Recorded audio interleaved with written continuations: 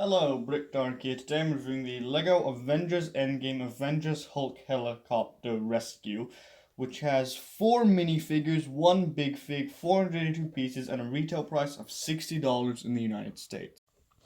So here is the exclusive Hulk in his Quantum Realm outfit.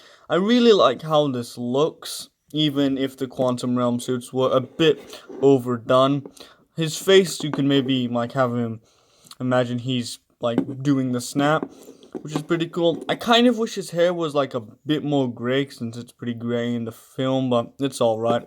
You have the Stark Gauntlet, which comes with the Space Reality Soul and Mind Stone, and that is a new mold because it's the original Infinity Gauntlet mold but inverted. Really nice printing. I really like how this looks. I honestly prefer how this looks to the actual normal Infinity Gauntlet. Now, of course, you can just replace Hulk's hand with just his normal hand, and it looks pretty good. Really like how this figure looks. I kind of wish that the other Hulk we had gotten had a shirt or something, but it's no big deal. Only thing I would change about this figure is maybe making the hair a bit more gray, but other than that, it's a really good figure. Oh, and if you were wondering how the Infinity Stone pieces work, you get 4 of them that come on this little ring and you just pop them off, which is pretty useful considering these are very small pieces that are easy to lose, so it's nice that you get an extra ring for all of them. So here is Rescue, and this figure is exclusive to this set, and this is probably the best figure in the set in my opinion. Just really vibrant and unique outfit. We've never gotten anything like this for an Iron Man suit with a purple and gold color scheme. You can just these power blast pieces, which you can just push like that and shoot them out. You do have some nice parts that have sticker detailing, which is pretty cool. I do kind of wish that you could adjust these, but they're just really set in place. You can only move them up and down like that.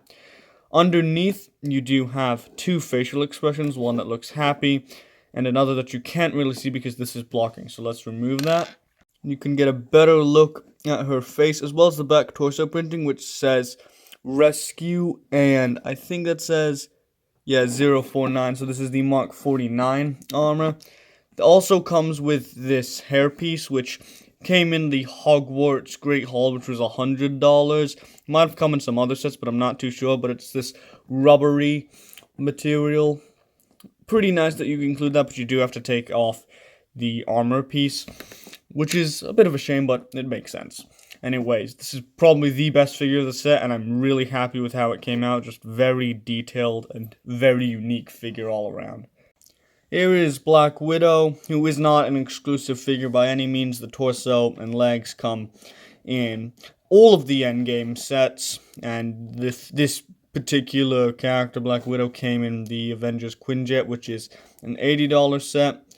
I do like these builds for the staffs, which use the Hogwarts Harry Potter wand piece with a gunmetal gray lightsaber hilt. Works really well. I like how that came out. It's better than just the bars that they give her.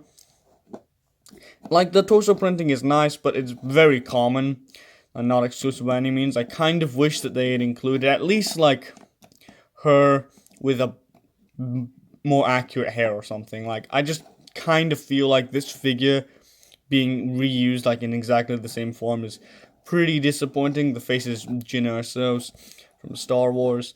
Her hair is not this orange. It's a darker red or a blonde, so just give her one of those 2 hairs, or maybe even paint a bit so it's red and blonde. I don't know, just kind of wish the hair was a different color, but it's a fine figure, just not very interesting. Finally, you get 2 of that newer Chitauri design, which they also come in the Ultimate Quinjet. So this is the cheapest way to get them. Nice figures, but compare them to the 2012 version, they look practically nothing alike. And the 2012 one actually has leg detailing, which is very interesting. Gold head, which I think is just cooler in general. Yeah, kind of disappointing figures, but I mean, I think they're more accurate than these ones, but these ones are just a cooler design. in my opinion. These ones are just all gray. These ones have purple and gold, which is a really good color scheme, as we established earlier. So, yeah.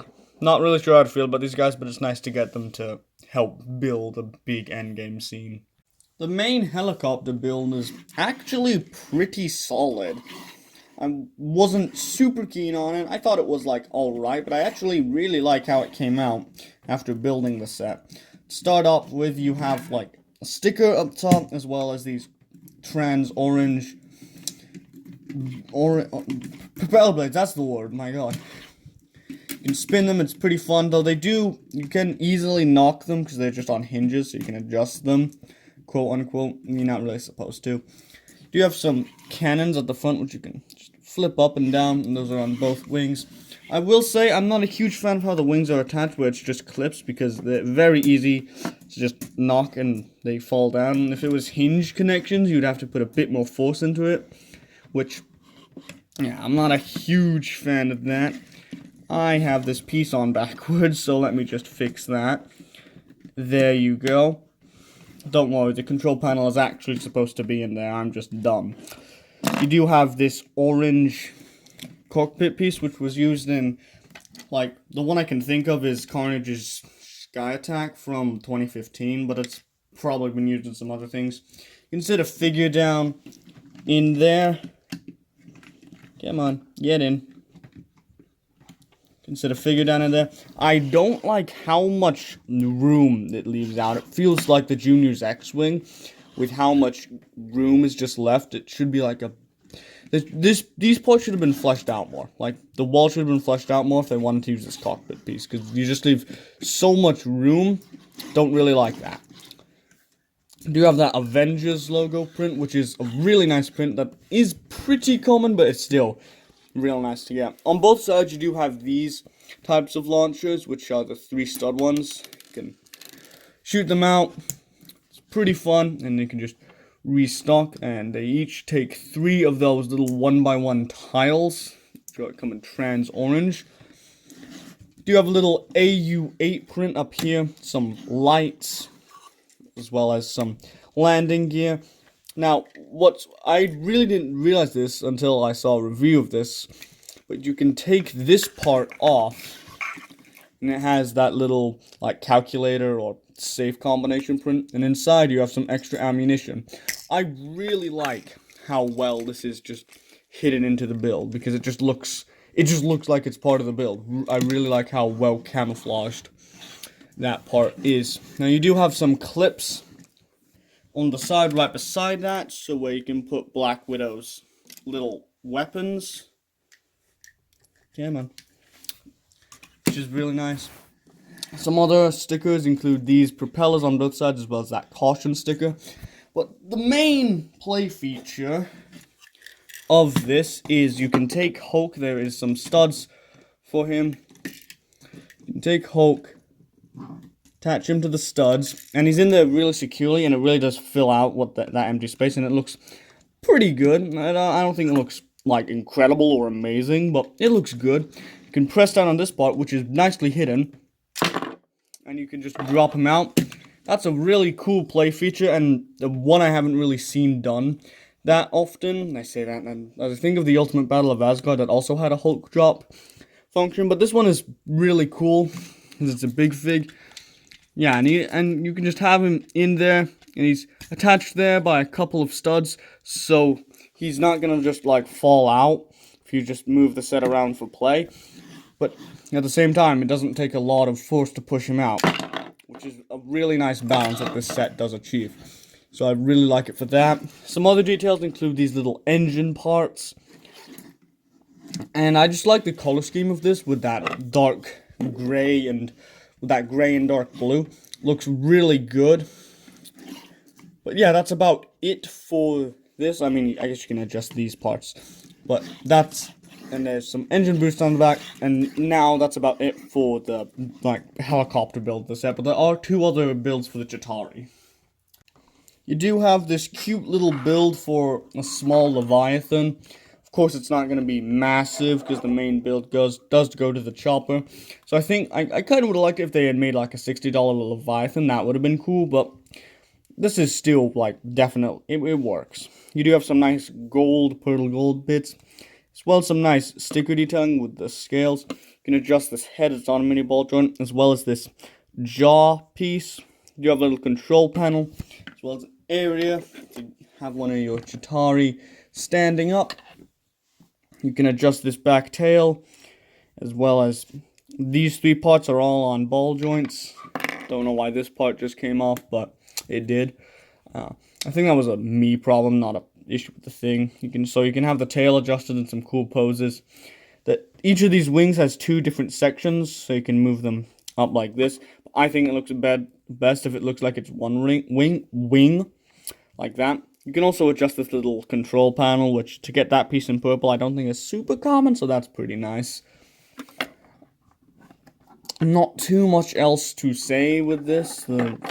Pretty cool little cute, like almost microfighter build of Leviathan, and I like how it came out. Some people said they didn't like this. I think it's cute.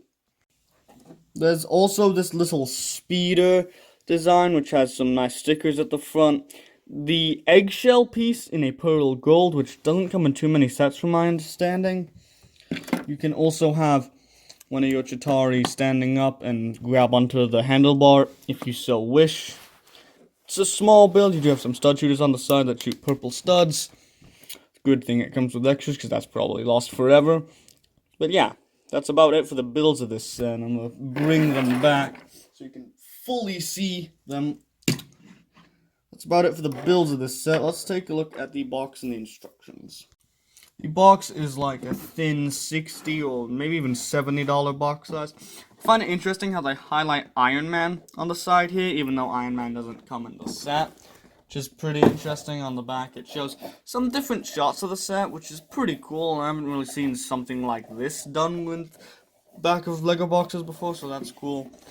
Not too much else, but you do have the characters in Lego, which is pretty cool. Interesting, that's the Mark 50 and not the Mark 85. Yeah, that's it for the box. The instructions for this are kind of like a square. At the very back of the instructions, you have an ad for LEGO Marvel Super Heroes 2. It still says rating pending, despite the game having been out for 2 years at that point when this was released.